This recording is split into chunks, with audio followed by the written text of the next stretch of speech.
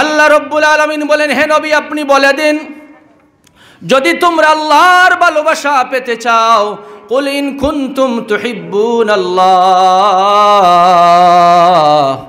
যদি তোমরা আল্লাহর ভালোবাসা পেতে চাও, ফাত্তাবিউনি, আমি নবীর ইত্তেবা করো, আমি নবীর অনুকরণ করো, তাহলে আল্লাহ রব্বুল আলামিন তোমাদেরকে ভালোবাসবেন। সুবহানাল্লাহ।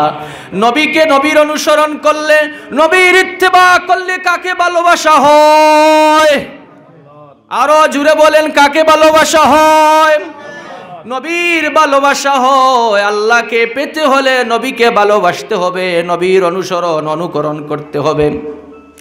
সহিহ বুখারী শরীফের হাদিস, হযরতে আনাস বিন মালিক রাদিয়াল্লাহু তাআলা আনহু বর্ণনা করেন, আল্লাহর নবী বলেন, লা ইউমিনু আহাদুকুম হাত্তা আকুনা হাব্বা ইলাইহি মিন ওয়ালিদিহি ওয়া ওয়ালাদিহি ওয়ান নাসি আজমাইন, তোমাদের কেউ পরিপূর্ণ মুমিন হতে পারবে না যতক্ষণ না পর্যন্ত তার সন্তান সন্ততি, তার মা বাবা, স্ত্রী পুত্র পরিজন, এমনকি তার নিজের জানের চাইতে আমি নবীকে বেশি মহব্বত না করবে, ততক্ষণ পর্যন্ত সে জান্নাতে যেতে পারবে না, কামিল ইমানদার হতে পারবে না।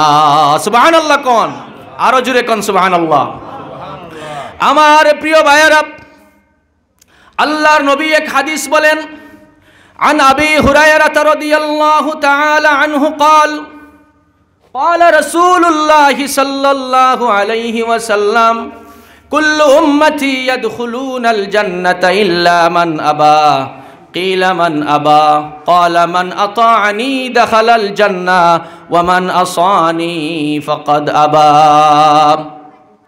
আল্লাহর নবী বলেন, আমার প্রত্যেক উম্মত জান্নাতে যাবে, তবে আবা উম্মত ছাড়া।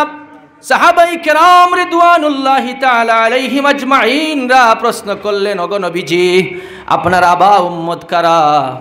নবীজি বলেন, যারা আমি নবীকে ইত্তেবা করে, অনুকরণ করে, মহব্বত করে, এরা সব জান্নাতে যাবে।